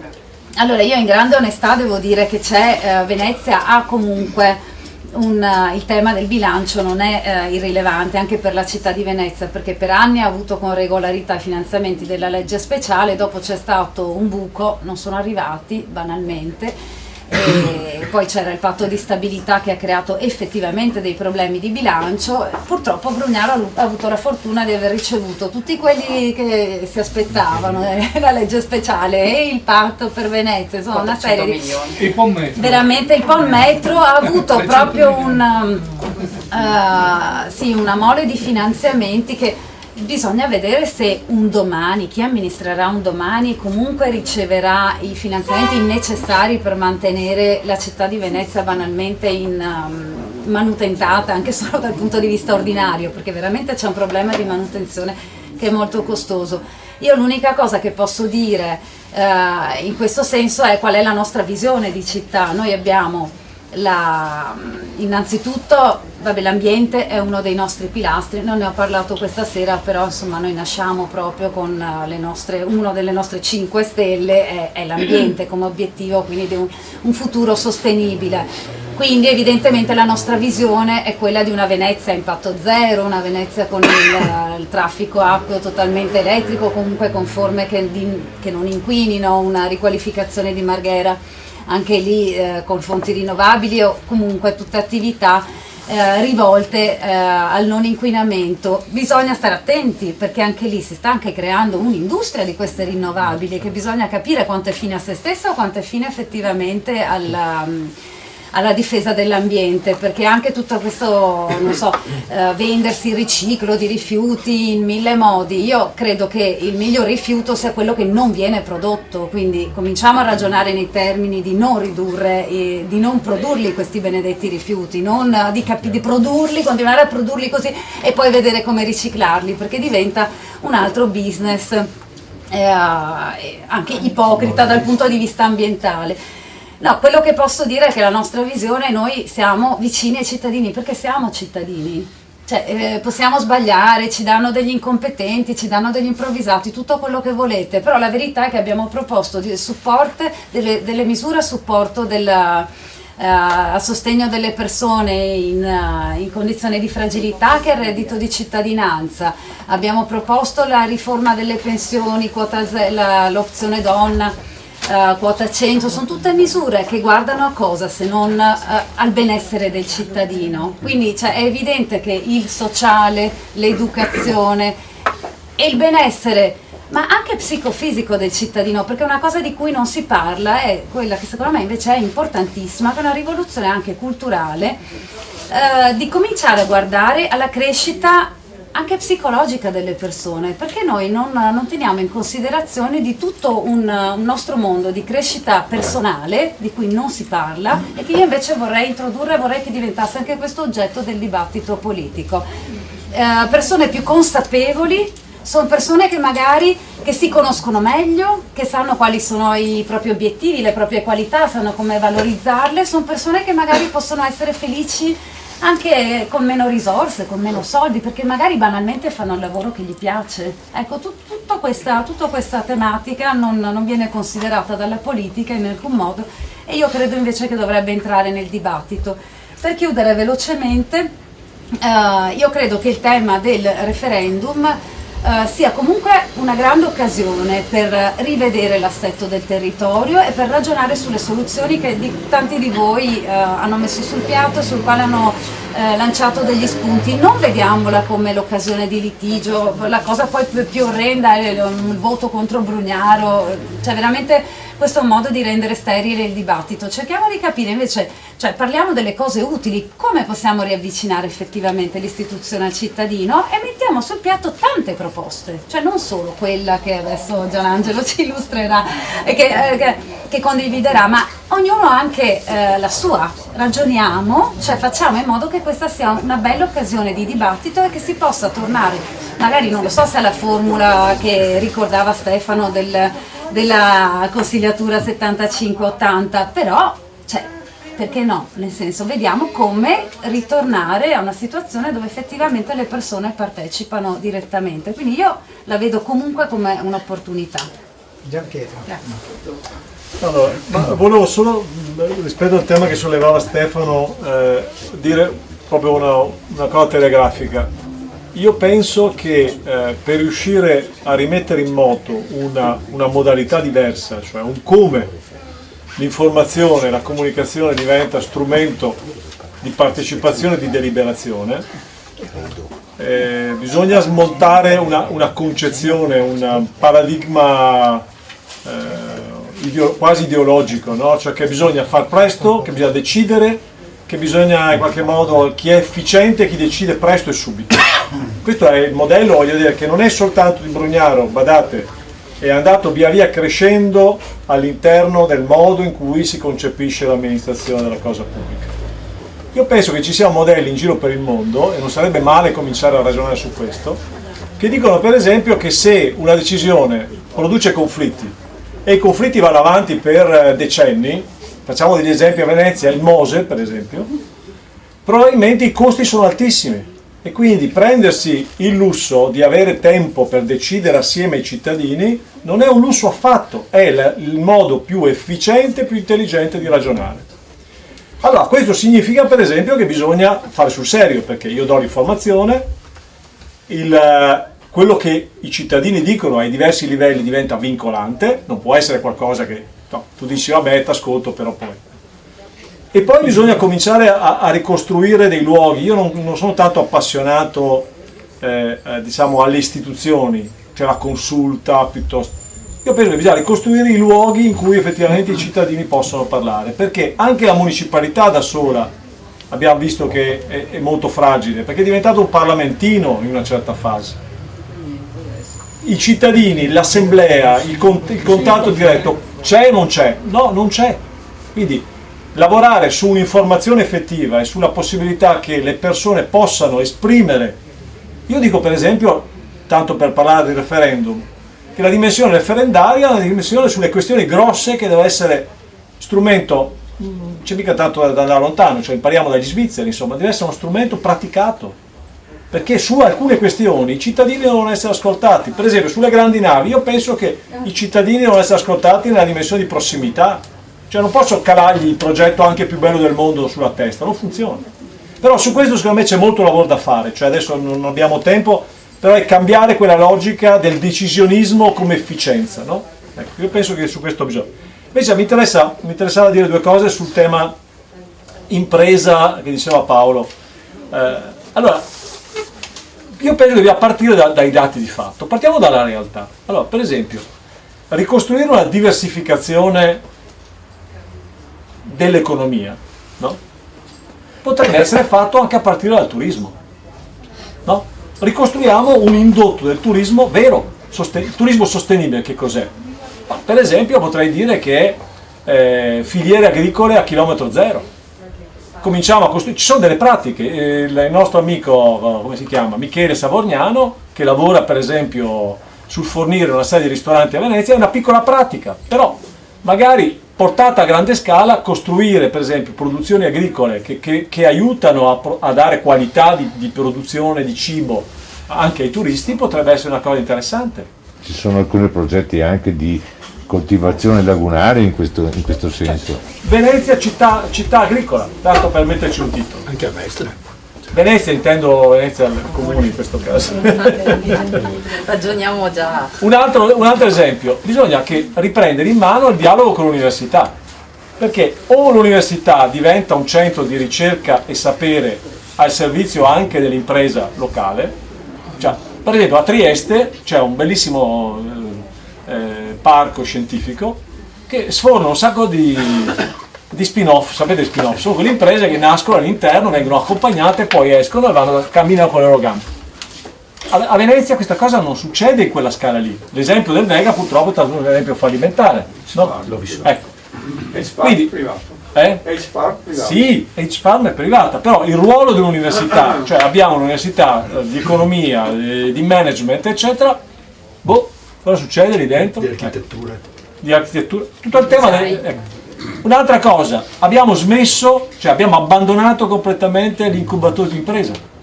Cioè non è che le imprese nascono da soli, no? Cioè, ci vuole un minimo di strumenti perché i ragazzi possano per esempio avere una scrivania, un computer, un collegamento, la possibilità di avere la copertura iniziale quando all'inizio non hai risorse per farlo.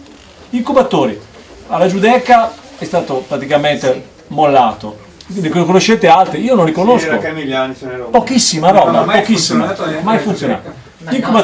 Un'altra roba, sempre con il discorso impresa e giovani, quindi co-working, conoscete spazi veri di co-working in città? Io non li conosco. Cioè tutto questo non è che le imprese nascono da sole e per caso, bisogna avere una politica imprenditiva, industriale, una politica economica che ti crei le condizioni. E allora la logica, per esempio, dell'indotto può funzionare. Un altro esempio, per carità, Santo Baratta, no? Santo Baratta, però Baratta è stato l'uomo della Biennale che ha creato visibilità, ma ha ragionato solo sulla commercializzazione dell'arte, non sulla produzione di arte a Venezia. Gli artisti non producono a Venezia, vengono a far vetrina a Venezia. Teatro no. Teatro è vero, hai ragione, meno. Però voglio dire, tornare a costruire un livello in cui l'arte e la cultura si producano a Venezia, sul cinema per esempio, non lo so, anche lo stesso esempio, abbiamo il Festival del Cinema, ma quanti film veri di produzione, è vero che è una competenza regionale, ma la Film Commission per esempio, no, guarda che quest'anno ce ne sono stati 3 di film prodotti a Venezia, non fatti a Venezia, girati a Venezia, sto parlando di una cosa molto diversa, che vengono a Venezia a fare Spider-Man, possono venircene 4-10 volte. Sto parlando di un'altra cosa, che è per esempio quello che fa la Regione Puglia, che ha lanciato e adesso sta diventando un modello di successo. La Film Commission pugliese ha creato veramente produzione sul territorio e anche visibilità di territorio. Ma insomma, gli esempi potrebbero essere tantissimi. Scusate. Aveva innescato alcuni. Sì, ma adesso purtroppo non abbiamo. Posso? Scusate. Non abbiamo tempo, però questo ragionamento del dire vado a vedere l'indotto del turismo dove può arrivare, un turismo di sostenibilità, e lì dentro c'è l'artigianato, e lì dentro, cioè ci sono un sacco di cose che si possono portare. Chiaro che se il turismo è rendita immobiliare, ok? È operazione puramente di costruzione, sfruttamento immobiliare di un territorio, quella roba lì non produce sicuramente impresa di altro tipo né diversifica. Non produce ricchezza per i territori soprattutto. Non produce, cioè sì, produce stipendi per i camerieri e basta. Sfruttamento però comunque. Vai Pietro, finisci. Sì, ultima cosa, riprendo il tema che diceva adesso Elena.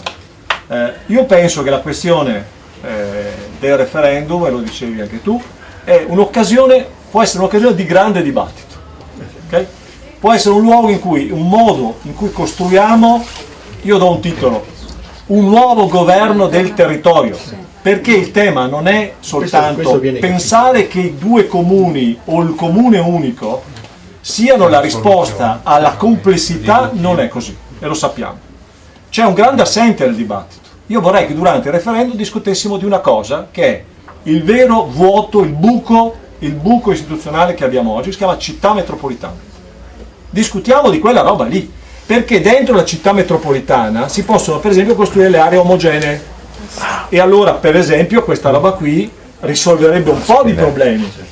Dopodiché sulle unità amministrative io penso, forse Gianangelo lo dirà poi, che il dibattito sia soprattutto sulla prossimità dei servizi al cittadino.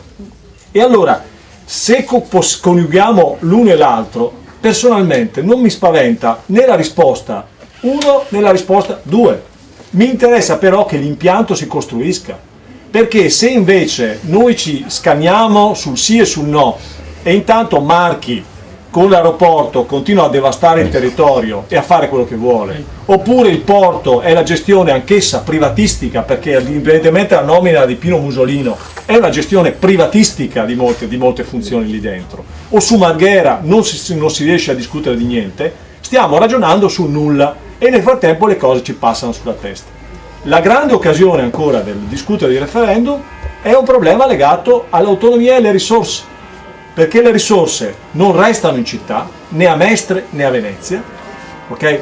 La grande economia attorno al turismo non resta in città, e allora questa cosa significa modificare radicalmente il modo in cui gestiamo questa cosa. Io la volta scorsa avevo proposto per esempio che un pezzo del gettito fiscale dell'IVA rimanesse a Venezia. Questa cosa è un tema rilevantissimo, o abbiamo risorse dedicate, non basta andare, io penso che bisogna smettere di andare a Roma a bussare, a chiedere soldi, non è quella la logica. I soldi prodotti sul territorio restano sul territorio e si gestiscono con i cittadini davanti a tutti in maniera trasparente. Probabilmente cambieremo e avremo degli strumenti anche diversi di negoziazione con i privati, perché questa logica di ricatto per cui il privato arriva, e guardate che il privato a volte è anche pubblico, perché al Lido di Venezia è Cassa Depositi e Prestiti che si è comprata l'ospedale al mare e non ne sappiamo nulla, ed sono i soldi dei cittadini italiani e dei risparmiatori anche veneziani. Quindi, basta. Fermati così. Gianangelo Bellati, che doveva arrivare in ritardo, è arrivato, ha ascoltato e quindi puoi infilarti quei tuoi 10 minuti in questo dibattito. Sì, io mi ero ritardo giustificato, giusto? Io mi scuso, ma non ce la facevo ad arrivare prima. Ero in barca fuori. Noi abbiamo visto che c'è un deficit. Ero in barca, per lavoro. Sì, dai, adesso è tutto per lavoro. Giuro, per lavoro, per testimonianze. Volevo dire una cosa, avete sentito la quantità di cose che si sono messe sul tappeto. È chiaro che stasera è l'inizio di una discussione. Sicuramente nel mese di novembre, non di ottobre, in questa sede si faranno almeno 2 dibattiti legati al tema del referendum, così come è stato dipinto anche adesso da Gianpietro, cioè della gestione del territorio. Ma sentiamo Bellati. Allora, io al solito mi facilita il nostro Gianpietro, anche voi, però Gianpietro è che ha parlato per ultimo, come si fa a non essere d'accordo su anche le proposte che tu hai fatto. Io non voglio parlare adesso, voi conoscete benissimo la mia posizione sul referendum perché basta guardare su Facebook e quindi qual è la mia idea. Però siccome io parto dal presupposto che miseria, non lo voglio di parlare adesso del referendum. Vabbè, per l'autonomia, Venezia e Mestre. Per l'autonomia sì, però non ho voglia di parlare adesso di questo tema, no? Io vorrei parlare, forse arriverò a toccare il tema, me lo concederete, ma vorrei parlare un attimino più in generale, perché il tema vero è come affrontare una sfida importantissima dal punto di vista mio, che è le elezioni dell'anno prossimo, come affrontarle al fine di portare una città o 2 città, perché come voi parlate sempre e dite Mestre Venezia, comunque unite o disunite sono 2 città con 2 problematiche diverse, un insieme di problemi, e quindi portarle alla normalità, nel senso di una gestione della cosa pubblica con un'amministrazione comunale normale. Normale cosa vuol dire per me?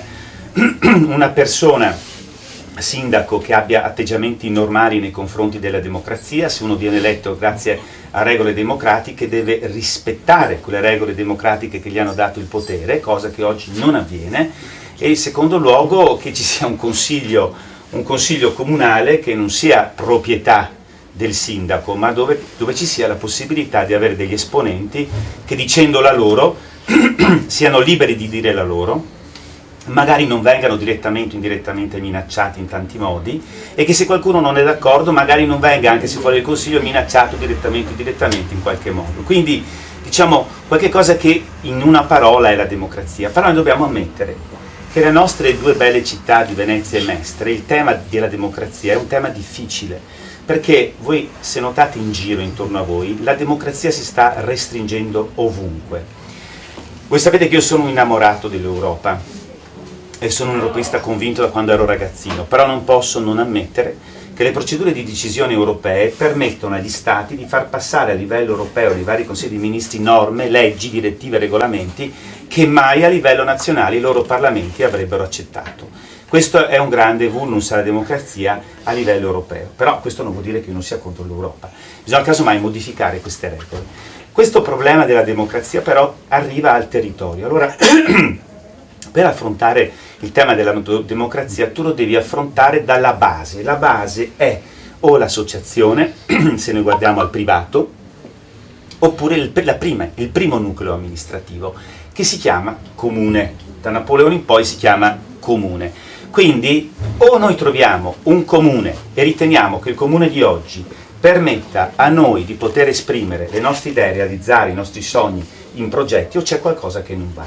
Nelle 2 città, o comunque in questo complesso cittadino Venezia-Mestre, le spinte esterne sono troppo potenti.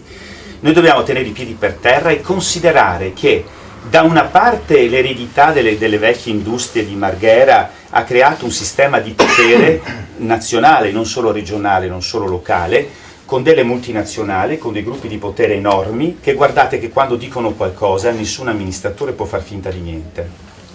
e quello che dicono loro vale molto di più di quello che dice a volte un consigliere o dice qualcuno dei cittadini in forma associativa. Sono potentati, muovono a volte miliardi di euro e quindi è una responsabilità in capo all'amministratore che si sente dire guarda io sta roba la faccio o non la faccio in funzione della scelta che fai tu amministratore. Vuol dire spostare o non spostare tanti soldi, posti di lavoro. Questo vale anche per Venezia. Quello che dicevi tu è ragionissima. Hai fatto capire che gran parte del business che gira su Venezia, non solo su Marghera, ma su Venezia, noi cittadini residenti non ne vediamo un penny, anche perché se guardate solamente il Mose ha assorbito tutti i soldi di quella legge speciale che non era poi nata così male, perché permetteva, io stesso ho ottenuto dei contributi per fare la fossa settica a casa, che costava un sacco di soldi, abbiamo avuto un contributo credo del 50% di costi ammissibili, quindi queste cose qua credo che adesso non siano più possibili perché il Mose ha assorbito tutto, ma il Mose da dove è nato? Pensatevi, la potenza del Mose, io lavoravo su e giù su Bruxelles all'epoca, di chi ha ideato questa roba incredibile, questo sperpero di denaro che rimarrà nella storia, aveva alle spalle c'era la potenza di mamma Fiat dietro, perché c'era proprio alle spalle i veri sostenitori che erano talmente potenti a Bruxelles che sono riusciti ad impedire, e io ho anche i nomi e cognomi delle persone, dei funzionari di Bruxelles, che ci fossero delle procedure di trasparenza per l'assegnazione dei lavori. E una gran parte di scandali del Mose nasce proprio perché questa potenza di fuoco di queste lobby potentissime a livello altro che veneziano nostro, a livello nazionale e anche internazionale, hanno fatto sì che la Commissione europea, nella direzione più potente che è quella che controlla gli appalti, abbia detto va bene, facciamo un'eccezione e qui non occorre la trasparenza. Ma il ricorso europeo che stavamo vincendo, il ricorso europeo che stavamo vincendo, bravo, mi ricordo, è stato fermato dopo che l'avevamo già vinto. Sì, me lo ricordo perfettamente. Esatto. Questa è la dimostrazione di queste. Allora, cosa voglio dire con questo? Sulla concessione unica. E qui mi concedete solamente una svirgolata, lasciatemi solo una svirgolata sulla questione del referendum. I comuni più grandi sono se soprattutto hanno l'influenza di queste mega lobby potentissime, tanto di più grandi sono con l'influenza di queste, creano un meccanismo drammatico dove tu cittadino residente, se non fai parte di una di queste lobby, mi dispiace dirvelo, non conti un emerito piffero, che sono, va bene? Allora, da una parte tu devi rompere questo meccanismo che ha creato i presupposti anche dell'arrivo di Brugnaro. Se volete posso raccontare degli elementi che rafforzano questa tesi, chi c'era dietro, l'uomo, ma lasciamo perdere che ci vuole troppo tempo e sforo i 10 minuti. Però dall'altra parte noi dobbiamo cercare non solo di rompere il meccanismo, ma dobbiamo anche cercare di, visto che le municipalità, abbiate pazienza, ma basta che arriva uno come sto sindaco e vengono eliminate di fatto completamente già il potere che hanno, insomma, ma in più con un personaggio del genere cancellate completamente, perché poverini, a livello di municipalità adesso. Allora io dico comunque ai fini della democrazia, adesso lasciate perdere il caso Mestre Venezia, lo sto parlando in generale, ai fini della democrazia la prima unità amministrativa che è il comune, quella dove noi esplichiamo col voto una delega e quindi qualcuno dopo ci deve ascoltare perché ha avuto la nostra delega e si spera che ascolti e che mantenga fede alle promesse fatte. Anche su questo punto sapete pugnare esattamente dall'altra parte, non ne parliamo perché è meglio, sennò lì sì che invece mi cavolo un pochettino, per il resto sono molto sereno, discutiamo serenamente su questo tema perché io parto dal presupposto che vogliamo il bene della nostra città anche con idee diverse. Io dico solo questo, dal punto di vista democratico, se il comune, che è un'entità la più vicina, poi per unirsi è la città metropolitana, è la provincia, e poi c'è la regione, poi ci metti sopra lo Stato, poi c'è l'Unione Europea, poi c'è l'ONU, il GATT, ci metti tutto quello che vuoi. Ognuno deve avere un suo ruolo e il ruolo del comune è la garanzia di sentire la voce del cittadino, anche il più sfigato, visto che siamo stati nominati come gli sfigati, noi che volevamo il referendum, un atto di democrazia, come hai detto tu. Il paese Svizzera è un bel esempio, perché addirittura le pubbliche amministrazioni sono formate da tanti piccoli comuni, la maggior parte sono piccoli comuni, ma ormai tutte le città del nord, anche se sono grandi, si dividono in comuni veri, con un bilancio e poteri veri, assessori eccetera, anche le città più grandi, dove il cittadino conta, perché se tu hai un comune da 30.000 abitanti conti di più quando alzi la voce se rappresenti un'associazione di 100 persone. Quando il comune ne ha 100.000 conti un pochino di meno, se ha 1 milione conti ancora di meno. Ecco perché nei paesi più moderni hanno individuato delle forme di ascolto del cittadino che sono delle unità amministrative, che in un paese la chiamano in un modo, in un altro paese le chiamano anche comuni, a seconda del paese dove sei hai una lingua diversa e quindi le chiami in modo diverso, per ascoltare il cittadino. Per quanto riguarda, e qui questa licenza me la sono presa solo sul discorso che è importante avvicinare la cosa pubblica, per me i comuni troppo grandi non vanno bene, oppure sì, vanno bene, ma devono avere, come nei comuni grandi europei, quasi tutti, Parigi, Londra, Vienna, Bruxelles, eccetera, delle unità autonome vicine al cittadino, così il cittadino conta, altrimenti non conti e non puoi portare avanti i tuoi disegni, i tuoi progetti, i tuui sogni, che tutti noi abbiamo il diritto di avere questi progetti, queste idee, questi sogni, se vogliamo avere un atteggiamento civico e di pensiero. Allora, chiudo. Sul 2020 io parto dal presupposto, ma non per portarmi sfiga, parto dal presupposto di quella che è la situazione di adesso. Possiamo perdere solo un attimino il referendum, che vinca il sì o che vinca il no? Cosa fare nel 2020? E qua si apre il tema difficilissimo. In una città come queste, dove abbiamo detto ci sono queste lobby, di conseguenza ci sono partiti che sono potentissimi, perché evidentemente questi partiti a livello nazionale, voi sapete che noi parliamo di autonomia e federalismo, non c'è un partito che sia veramente federale. Allora mi dite voi, è come quando il prode Marco Pannella diceva giustamente a Bruxelles: come si fa a fare l'Europa unita se tutti i partiti sono nazionali e non c'è il partito transnazionale? Così come fai a fare il federalismo e l'autonomia se hai tutti dei partiti che sono centralizzati o a Milano o a Roma? Allora questi partiti comandano, però comandano tantissimo. Allora io quello che auspico è quella che era la mia idea, per attuare queste cose qui, per avere valore, noi che siamo qui, tutta gente che penso abbiate a cuore la vostra città, le nostre città, una forma di organizzazione da identificare del sistema civico, di queste associazioni, dove l'importante non è tanto dire ma io questo candidato sindaco. Io per esempio con tutti me non ho nessuna ambizione al candidato sindaco, ma che ci sia un programma condiviso. Io partecipo molto volentieri ai tavoli, mi dimentico sempre il nome, l'ultima volta, la città possibile, molto volentieri, perché poi alla fine fra persone normali che amano la loro città, se noi guardiamo il programma, ma siamo tutti d'accordo. Fra l'altro uno dei tavoli riguarda il sistema partecipativo. Ma come faccio io a non essere d'accordo su quello che il tavolo, quello lì ha deciso? Ma sono d'accordo, ovviamente, perché sono tutte cose ragionevoli. Il bello è che qui noi tutti vogliamo cose ragionevoli. Poi questi partiti ci dividono in gruppi, ci dividono secondo dei colori e ci fregano perché ci mettono l'uno contro l'altro. Quindi il grande tema è riuscire a capire come noi cittadini, per bene, che vogliamo bene alla città dove viviamo, riusciamo a trovare una formula organizzativa che, bene o male, con un candidato sindaco unico, bravo, bello, quello che volete, riesca a convogliare lì i voti, riesca a fare in maniera tale che contiamo, che siamo ago della bilancia. Il resto possiamo sì, allora andiamo al traino di qualche partito. Vabbè, anche questa è una soluzione. Avere un candidato sindaco bravo in un partito piuttosto che in un altro, quello può risolvere i problemi, perché il sindaco ha poteri grandi con la legge che c'è oggi. Però deve essere un bravo candidato sindaco. Qua noi dobbiamo ripubblicizzare un sacco di servizi, perché qui stiamo andando verso una privatizzazione di servizi pubblici che è una vergogna. Stiamo parlando di servizi, le strade, la sanità, sono i servizi pubblici essenziali definite, tu lo sai, all'interno di una direttiva europea, e noi tutti quei servizi là stiamo cercando di privatizzarli, favorendo pochi a svantaggio dei tanti, perché scusate, ma anche i Benetton, ma cavolo, ma qual è l'autostrada concorrente all'autostrada Venezia-Roma? Non c'è.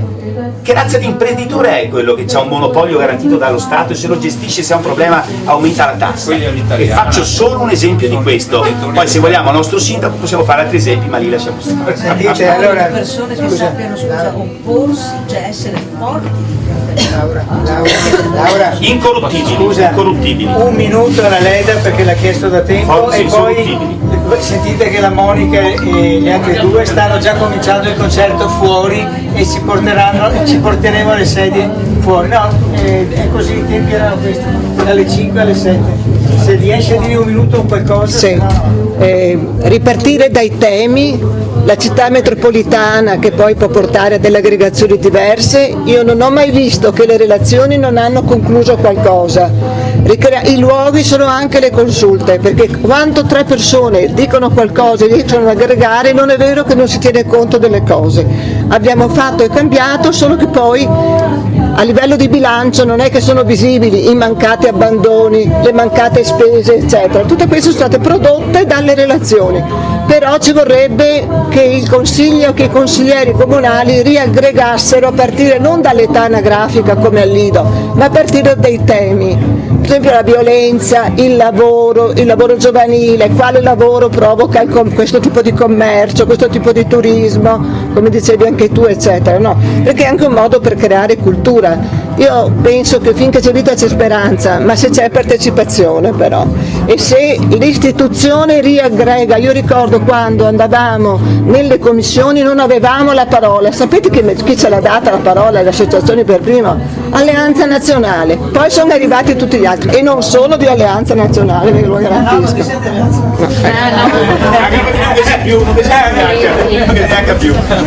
Sentite, allora l'arrivederci è il primo sabato di novembre, dopo vi arriva. Continuiamo questa discussione, è stata un'apertura, scusatemi, devo chiudere così perché i tempi sono questi e Monica ha ragione, Monica quella non tu, Monica Teori, che si è messa a cantare, non tu. Avevo capito. Grazie a tutti, grazie a tutti. Portatevi le sedie fuori, le sedie alte.